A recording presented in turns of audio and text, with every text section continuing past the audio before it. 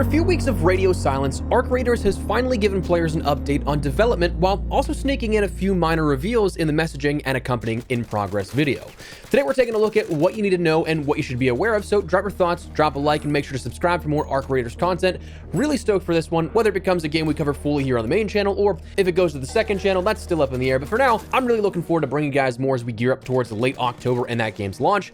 And also, if you'd like to join in on the conversations as they happen live, check out the Twitch link down below. We're going live a lot more over there, but anyways, let's get into it. So this comes from the official Arc Raiders Discord, coming directly from the development team there. They said, "Hello Raiders, we have some information for you from the Arc Raiders team as we work our way to launch. Since Tech Test 2, we've been hard at work preparing for launch. We're adding new content, sharpening what's already there, and making sure that encounters you'll get into are as thrilling, fair, and gratifying as they can be. That means a lot of balancing work based on the mountains of data and feedback we gained from so many people joining, playing, and pushing the boundaries of the game. If you played Tech Test 2, keep an eye on your email as we're planning on sending out additional surveys in small batches to dig even deeper into your experiences and hopes. One of our many learnings from the Tech Test 2 was that a few weapons and gadgets were bending the rules in ways that didn't quite align with our design intent, either by making fights too quick, too one-sided, or just not giving players the time or tools to respond. And by the rules, I mean our combat pillars, the guiding principles that shape how Arc Raiders should feel when you engage with man or machine while topside.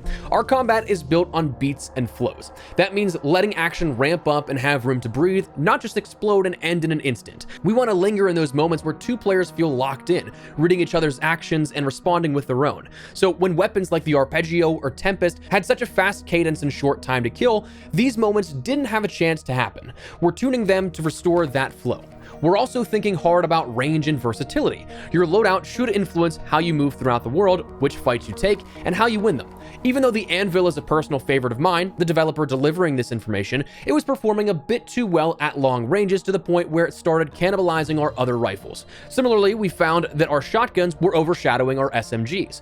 We want shotguns to feel viable, maybe more than they typically are in PvP games, but we overshot. The Volcano hit too hard, too fast, and from too far away. So we're reworking its base cadence, spread, and how damage falls off over distance, while still leaving you room to mod it to act like the beast that it was.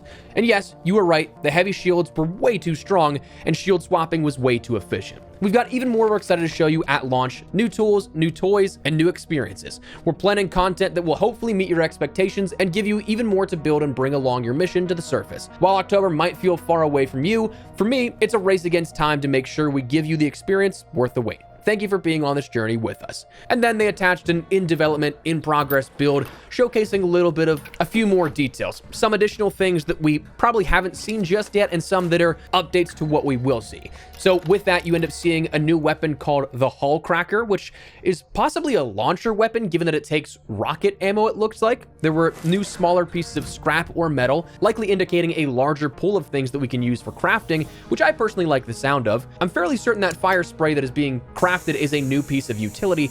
I don't remember seeing that within the Tech Test 2, and what may or may not be a new tune on the radio was something that was shown off as well. Not 100% sure on that one. Can't remember off the top of my head the songs that I remember hearing from turning on the radios.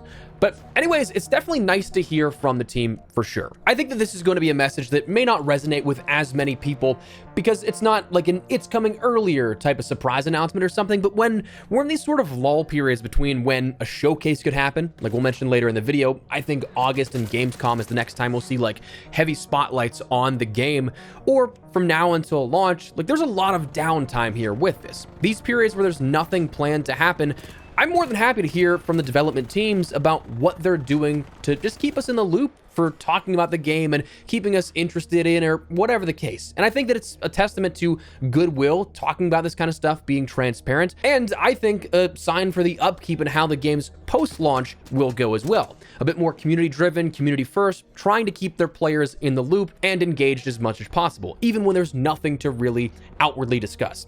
And that's ignoring the fact that Embark has handled the finals pretty incredibly for its community, I think, from what I've seen from dabbling enough. Like, I'm not obviously a finals content creator first and foremost, but it is one of those things that Embark does have a good track record with this kind of stuff. Now, when we talk about the sort of message overall, one thing to take away from is that They're planning to get more feedback, but via surveys, not a playtest as mentioned. They said if you played Tech Test 2, keep an eye on your email, as we're planning to send out additional surveys.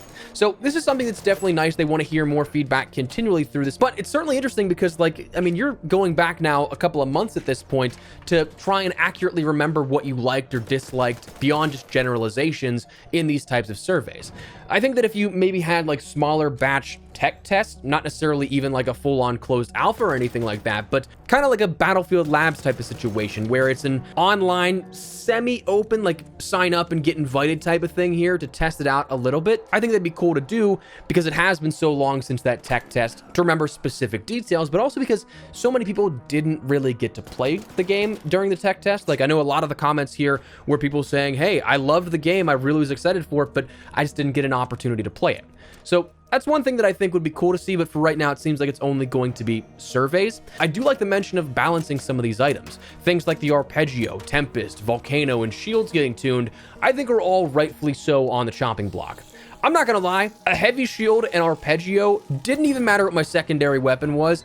I just felt untouchable. And admittedly, the shields being a big part of that, with the base shields versus heavy shields affording you so much more health. You could take basically a whole another gunfight on top of that before you had to replenish your shields. So while I love just running through squads with that sort of pairing, it was definitely too powerful. So it's nice that it's going to be looked at and adjusted accordingly, because in these types of games where it's basically winner take all and you lose anything you either acquire in match or bring into the match, it's important to have some level of balance here with that. Having that not necessarily split-second death, but a lot quicker time to kill than someone else, it does lead to some inconsistencies. I do like if Embark can keep up regular updates, teasers of things that come, transparency first and foremost.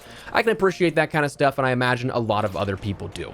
So talking about, well, this sort of lull period and the fact that we didn't get a hands-on tech test or playable version of the game, do I think we'll see a beta? I don't obviously want to commit to anything because I feel like I kind of hyped myself up too much the last time we talked about this, kind of following some prior hints and Easter eggs that followed similarly to the finals shadow drop. But I think it's certainly possible we see a beta because we do have a long time from now until October 30th, almost 4 months exactly, so a third of the year still. It's very possible that it could be just me attempting to cope, but I think that it makes sense both logically and timing-wise to see a beta in the somewhat near future. My guess, and here's how I'd lay it out if I'm planning things for Embark, it'd be around the time of Gamescom in August. I think you probably can use Opening Night Live, the premiere show of Gamescom. That you could use that to springboard a playable build like a beta, either immediately after the show or the day after, and get a ton of people in. That show alone ends up having a ton of eyes on it, and of course, throughout the industry, you're going to see the residuals of the people talking about, hey, Arc Raiders is playable again. You get all that buzz generated and everything, but then you can stress test servers, showcase a bit of content, get feedback on those balancing updates made to the game.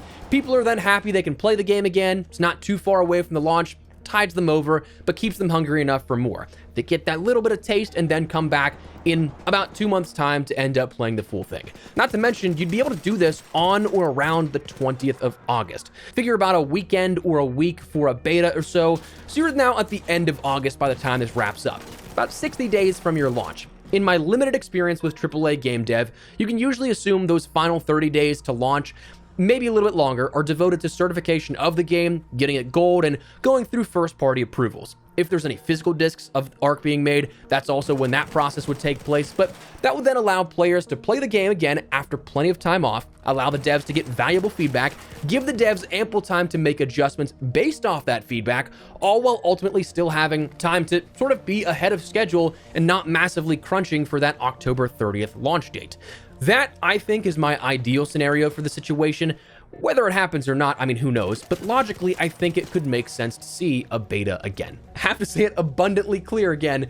Don't necessarily count on this. This is just what I think would make sense to happen.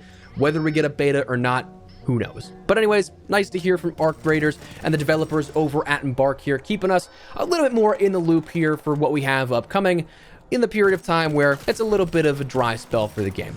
But anyways, just wanted to fill you guys in. If you're at all interested in Arc Raiders, like I said, I am so excited for this game to drop. So I just wanted to talk about it with you guys and share the information for you if you haven't seen it. But Let me know your thoughts down below. Are you guys looking forward to Arc Raiders? Are you liking the sound of this update? Would you like to see more developmental updates? Drop your thoughts. If you guys enjoyed the video, you found it at all insightful, do me a favor and drop a like on it. And of course, if you are new to the channel, make sure you subscribe so you don't miss a single thing regarding all things Arc Raiders and even more FPS content I'd love to have in the community. For now, though, thanks so much for watching. Modest Espresso. I'll see you later. Take care and peace.